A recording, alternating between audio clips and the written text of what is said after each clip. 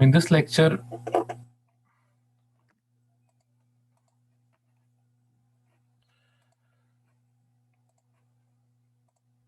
we were discussing about the columns and their behavior in the last lecture.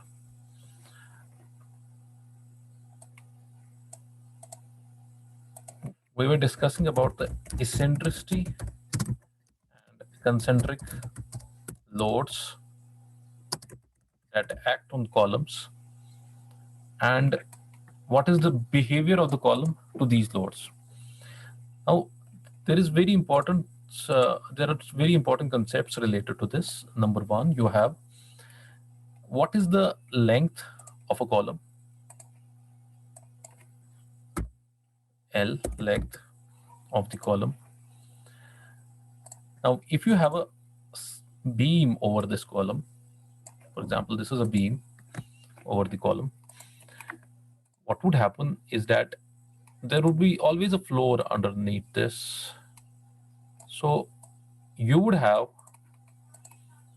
the length of this beam right from here, this point, here, this point, up till this point. That will be the length of the beam, sorry, of the column. Now, when we consider this as the length, this length is known as unsupported length. Now, why is it called as unsupported length? Because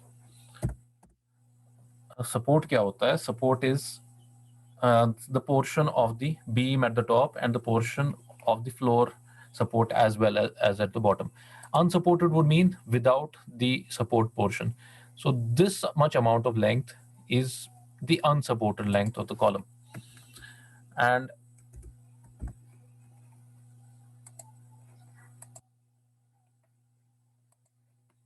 yes, whoever is present will do the attendance later.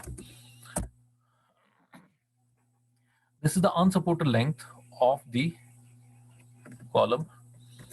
Now, if you have a condition when you have a column with two beams running perpendicular, one beam in this direction, for example, and then you have another beam running in the perpendicular direction. What do I mean? There are two beams here.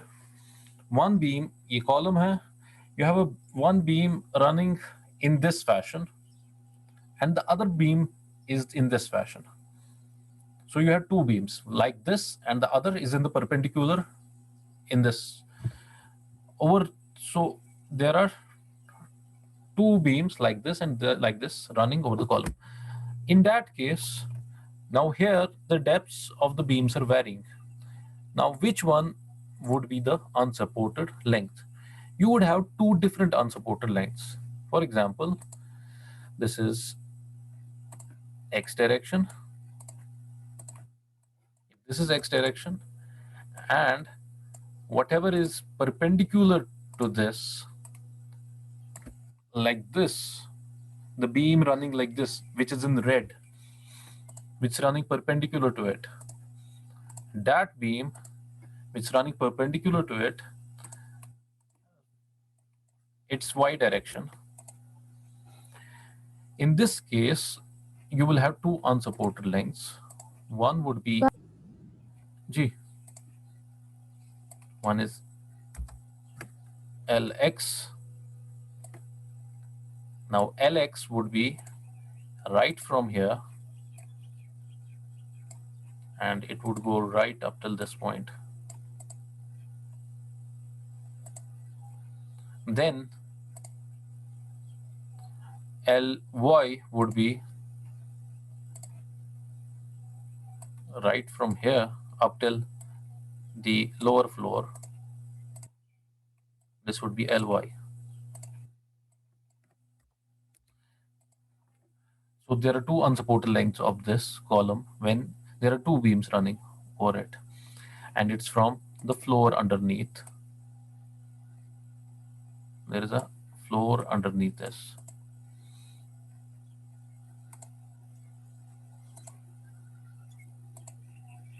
Now,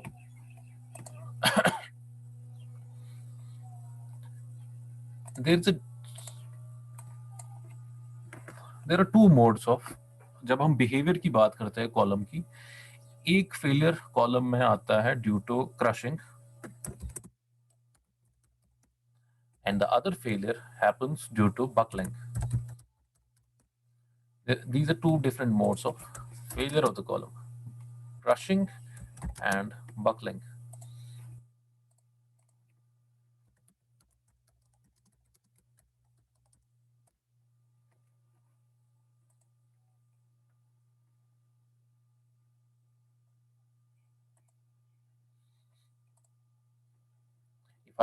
I'm getting you a figure of the crushing.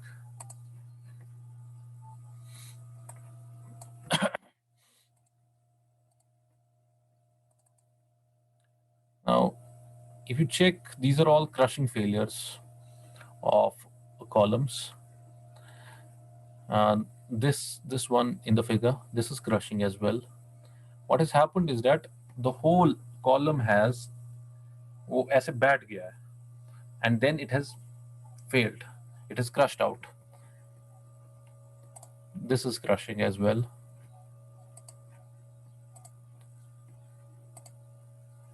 Again, this is crushing, but at a shear plane, it's crushed.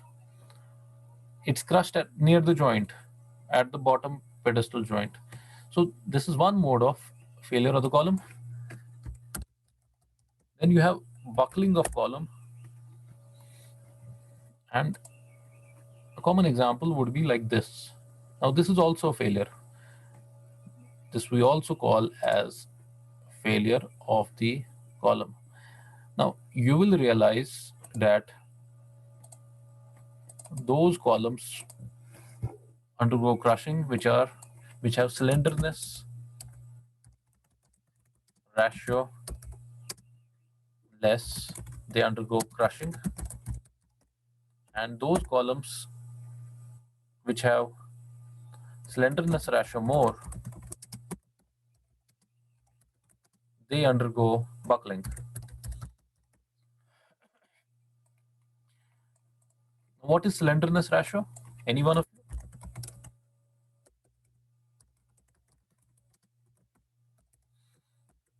We studied it the last time. What is slenderness ratio? Anyone? Can I get answers from anyone here? Shahbaz, 17. Roll number 17, Shahbaz. Yes, sir. What is slenderness ratio? Do you have any idea? No, sir. Anyone else? So it's actually a ratio of length to the radius of gyration. Yes. Good. And then Nyreen, 23.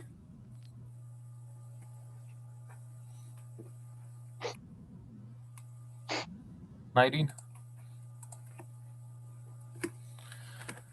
It is the ratio of I and area, moment of inertia and area.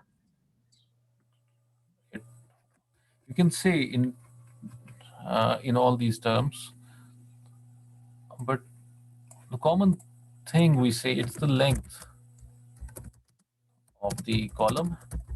So it's when he was saying least radius of gyration, you could also say that it's least column dimension. You can take that as the least common dimension itself.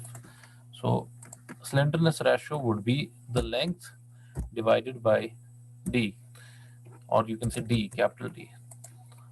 Now, what is this? Is a column. It would have d. For example, it's would be the lower there would be always two sides of this square column or a rectangular column, d1 and d2, or d and w. In this case, d would be the least of the two sides. And you always determine slenderness ratio in terms of the least common dimension. So D is the least common dimension here. Now, slenderness ratio, if that is around 12 as per code IS 456, if that is around 12, then the column around means less than, I'm saying less than 12, then the column is not slender. It's not a slender column. You could say it's a short column, but there is another definition of a short column as well. So you can say it's not slender to keep it simple. Less than 12, it's not slender column. That means the length is not that large, or the least dimension is quite large enough when it's less than 12. In that case, the failure is, as per IS code, is crushing failure. And when the slenderness ratio is greater than, or you can say equal to 12, in that case, column is slender or long. It's also known as long column. It's not a short column. In that case, the failure, the predominant mode of failure is buckling. Now, do you realize how does the column fail in crushing? Yes, there is one more thing. When the slenderness ratio is, when the slenderness ratio is less than 3, it is less than 12, but it's still less than 3, then it ceases to be a column.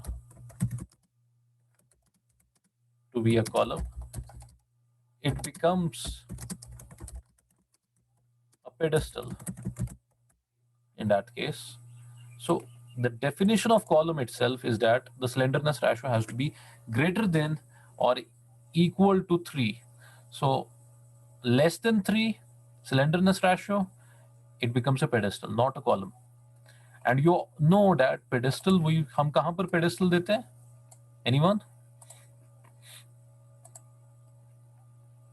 Yes, someone? Where do we provide a pedestal?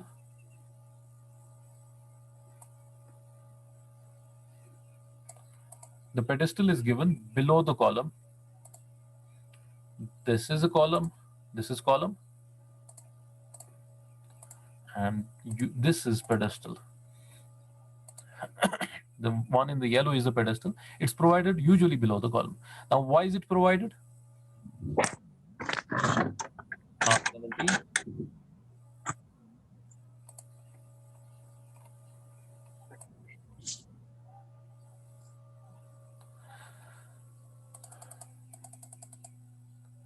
Rida, you're here?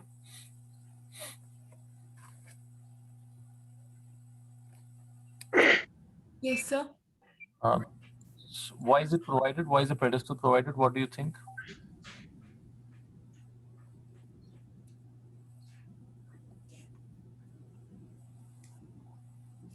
So,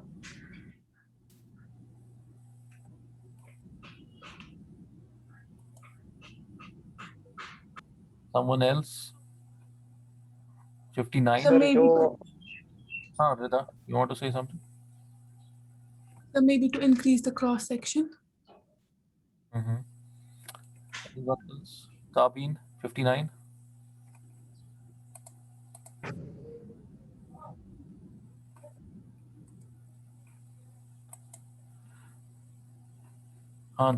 You're here? 59.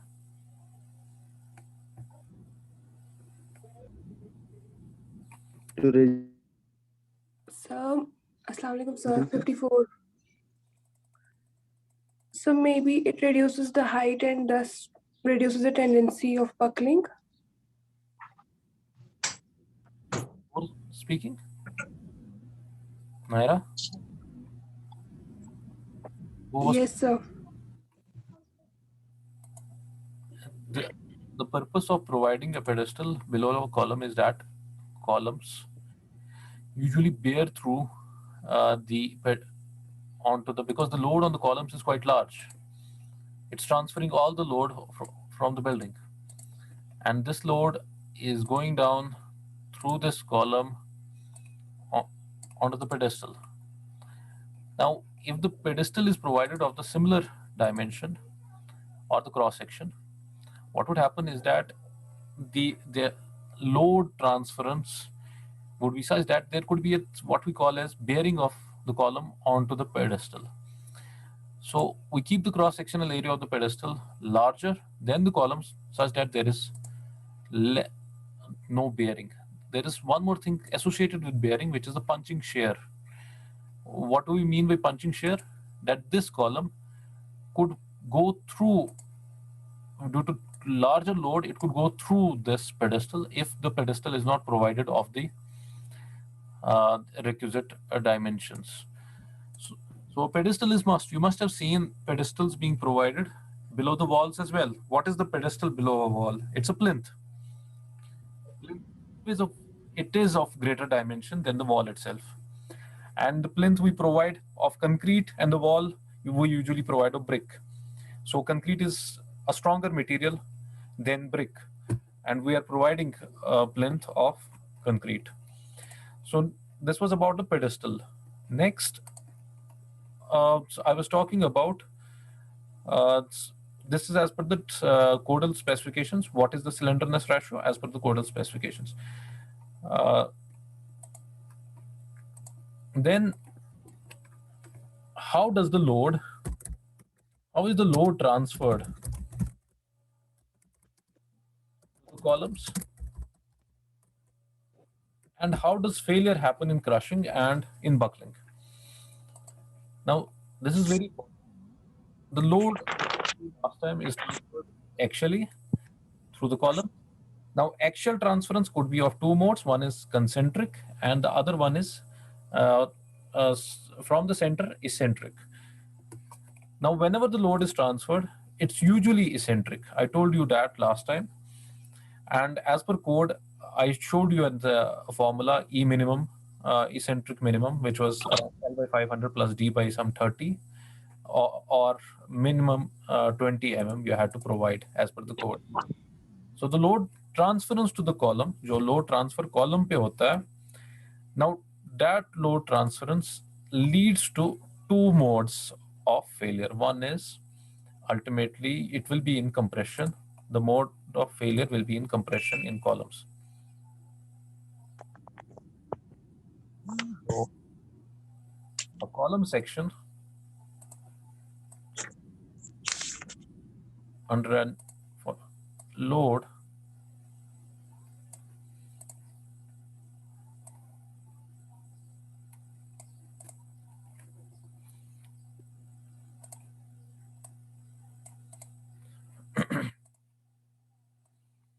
behavior of the concrete would still be the same because it's in compression, and this is now axial compression, and so it's much more pure compression as compared to that in the beam. जो beam में compression हो रहा था, that had a part of flexural forces associated with it, and there were shear forces associated with it. Here, the compression is more pure compression in case of column, because the column is being compressed in this mode. Now, when it's not a slender column, when it's not a long column, when slenderness ratio is less than 12, in that case, it will be more in pure compression, and there will be less movements associated with the load because there will be less eccentricity and greater, not less eccentricity, there will be less movements. Now, when the length increases, what happens? This is stress by strain. This graph is stress by strain here. And we already know that for concrete, there is a point at which this is, there is a strain is 0.002, and there is a point at which it's 0.0035.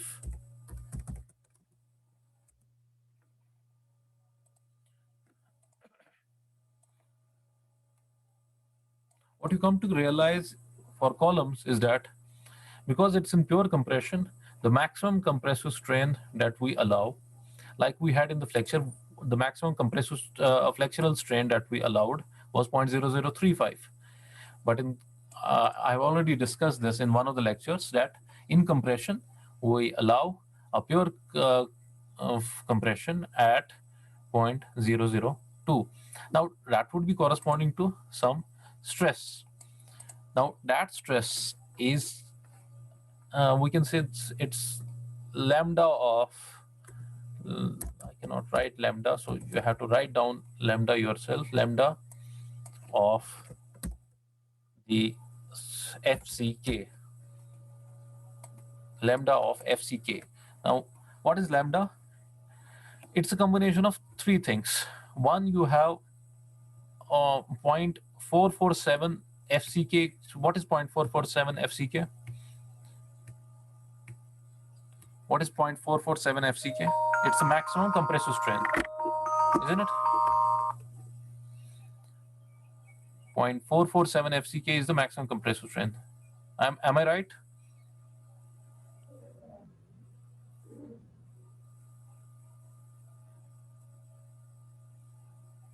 Somebody tell me that whether I'm right or wrong.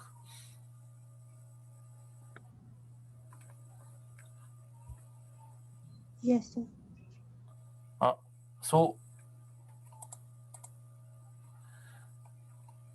ये जो silence है ना, now whoever answers me, who does not answer me, जिसको मैं पूछ रहा हूँ and यहाँ पर नहीं है, कहीं और पर है, then I will ensure कि मैं उसको absent वापस कर दूँ from the class.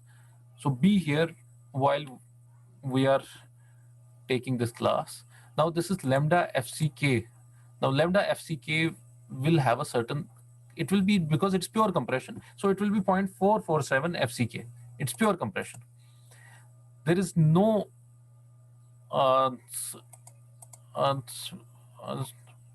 apart from that,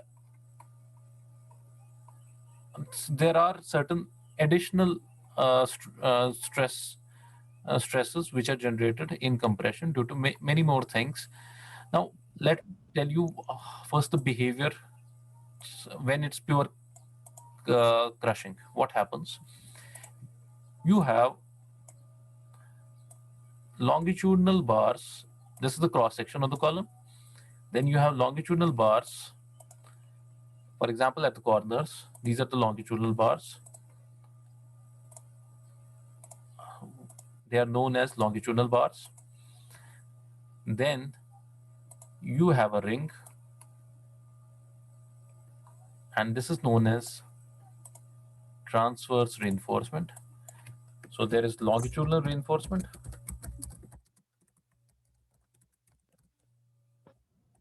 Then you have transverse reinforcement in column. Now the first thing, longitudinal reinforcement, why is it provided? What is the purpose of longitudinal reinforcement? It will take compressive forces, because all the forces that are coming here are mostly compressive forces. Concrete काफी है compressive forces in compression for a column. No, it's not enough. हम ये कहते हैं कि हम concrete का ही पूरा कॉलम बना दें विदाउट रेनफोर्समेंट. यहाँ पर तो फ्लेक्शनल फोर्सेस नहीं है, यहाँ पर टेंशन नहीं है. So why do we require longitudinal reinforcement? Because concrete is not enough to take all the compressive forces.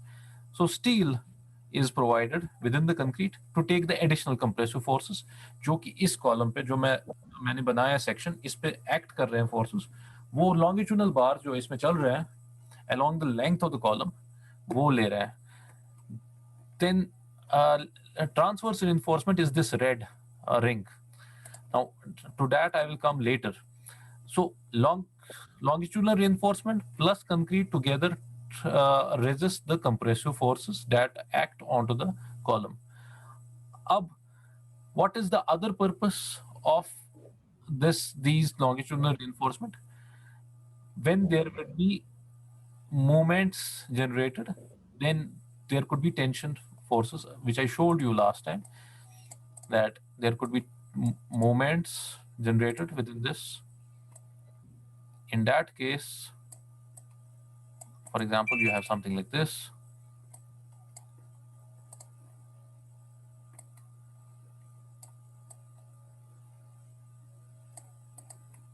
Or something like this. Now, there is a tension force generated here, a tension force generated here, or tension force could be generated at these 2 points. So, the longitudinal bars, because they are steel, then resist the tensile forces which are generated when you have movements also acting. Now, in short column or in columns which are not long, जहाँ पर slenderness ratio less than 12 है, वहाँ पर movements कम generate होंगे. अब जब movements कम generate हो रहे, there is not much requirement of longitudinal reinforcement there. But in cases, so why does now the failure happen? आपने अभी मैंने जब आपको crushing दिखाया, crushing failure was usually happening something like this, or it could happen at the bottom like this. So the failure is happening like this, or the failure is happening like this. Why does it happen like that? Anyone who can answer this?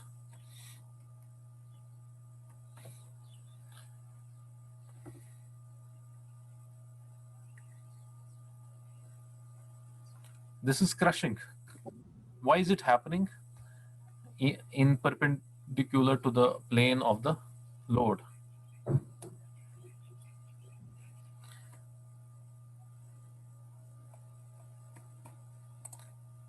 The failure is happening when you have a load acting in this direction. There is a load perpendicular to this. I'm showing you the load perpendicular. The load is like this, going into the column. Then you have, what would happen? This is getting compressed. The column is getting compressed. When the column is getting compressed, what would happen laterally? Laterally क्या हो जाएगा? वो फूल जाएगा बाहर की ओर. जब load ऐसे आ रहा है, am I right? Somebody respond. Yes, sir. Okay, when it's getting compressed, वो बाहर की ओर फूल जाएगा. समझ आ रहा है? Very important. जी sir. तो जब ये बाहर की ओर फूल रहा है कॉलम, तो उस फूलने को क्या कहते हैं? It's tensile. उस फूलने को हम टेंसाइल फोर्सेस कहते हैं. सो लैटरली उसमें टेंशन डेवलप हो रहा है. एक्चुअली कंप्रेशन हो रहा है, और लैटरली ऐसे अलोंग द क्रॉस सेक्शन उसमें टेंशन डेवलप हो रहा है. तो फेलियर जो हो रहा है, the crushing failure that happens in the column, very important, you must know this, that the failure starts in this direction, like this, along cross section of the column. उसमें failures ऐसे develop हो रहे हैं from the center towards the periphery. And why is it happening? Because the tensile forces are now acting laterally. जबकि ये compression है and this is tensile forces acting laterally. तो failure भी will happen laterally. That's why ये हमें यहाँ पर ऐसे दिखता है failure. Or otherwise, at times I just showed you the failure was also happening in this fashion. Now in this case, there would be additional movements also.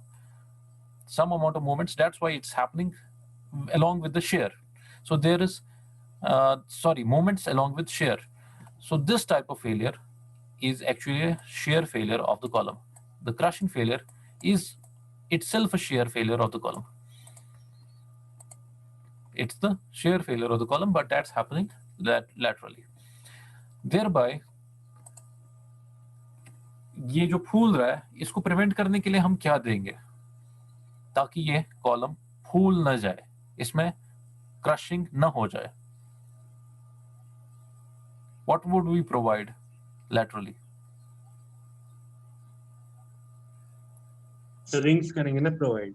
Rings we are providing, right? This is the ring. अब ये ring ये longitudinal bars के इर्द गिर्द बंधा हुआ है and then finally यहाँ पर इसमें लॉक हुक लग गया है.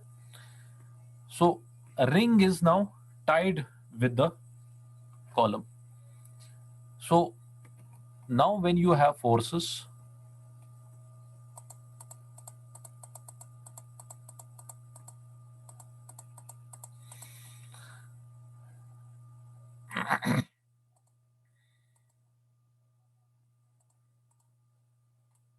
now the forces, the tensile forces are acting outside like this.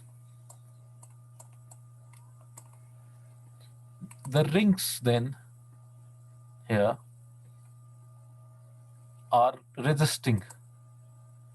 जो वो कंक्रीट फूल जाता, उसमें टेंशन डेवलप हो जाता, ये rings, these rings now provide resistance. These rings provide lateral, this is known as, this is lateral resistance to lateral pressure. जो pressure develop हो रहा है laterally, उसको resist करने के लिए lateral resistance, and that's being provided by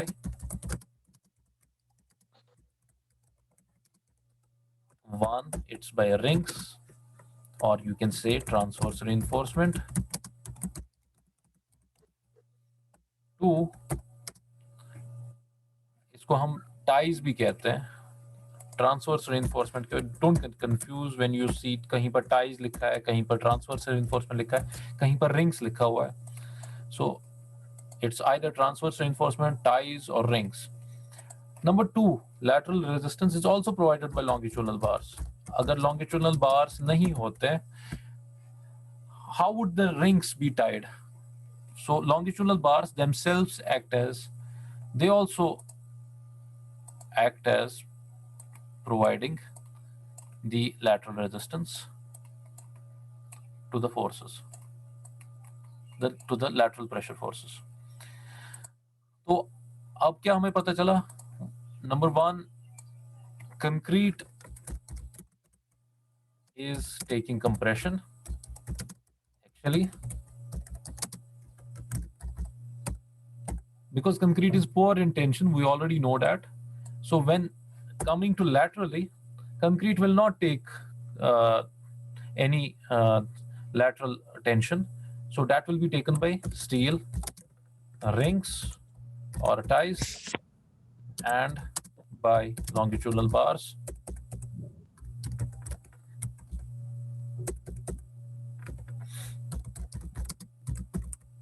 Will take lateral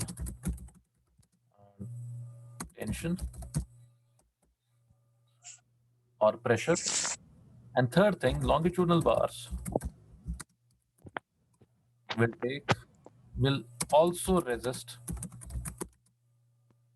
lateral movements, जो कि develop हो सकते हैं movements, as well as axial compression.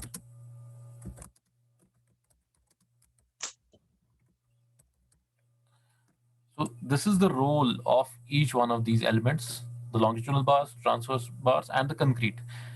अब जो इसमें portion है,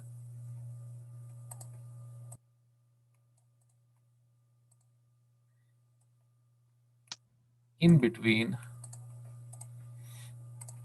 the portion which is in between these longitudinal bars, this portion is known as core of column. It's known as core of column. So कहाँ से कहाँ तक core है? This portion is the core. This is the core of the column.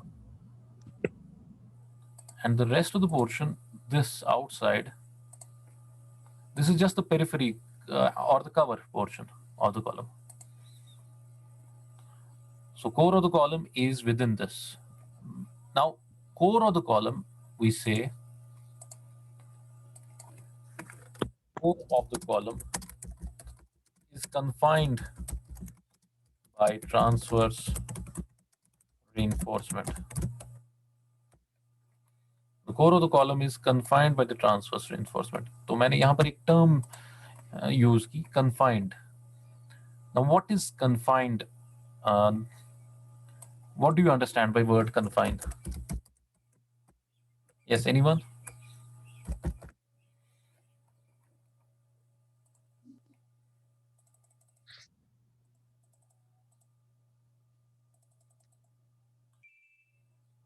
We have Uzair Bashir here. Yes, sir. What do you understand by word confine? Confine करना किसे कहते हैं?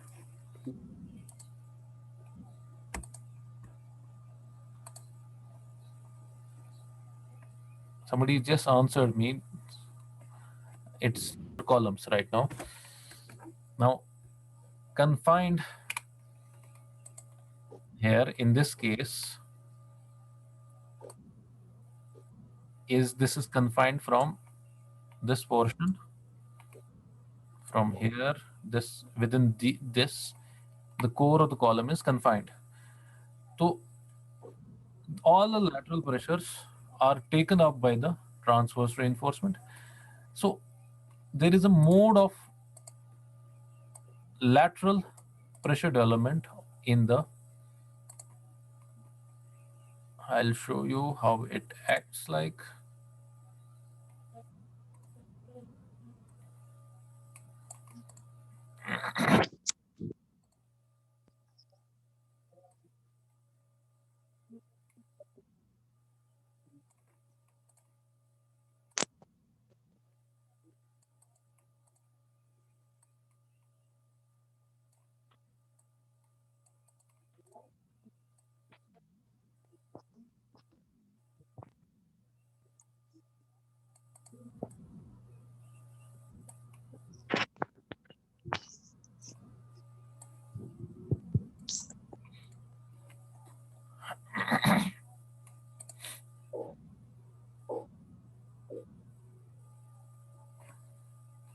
What I'm trying to show you here is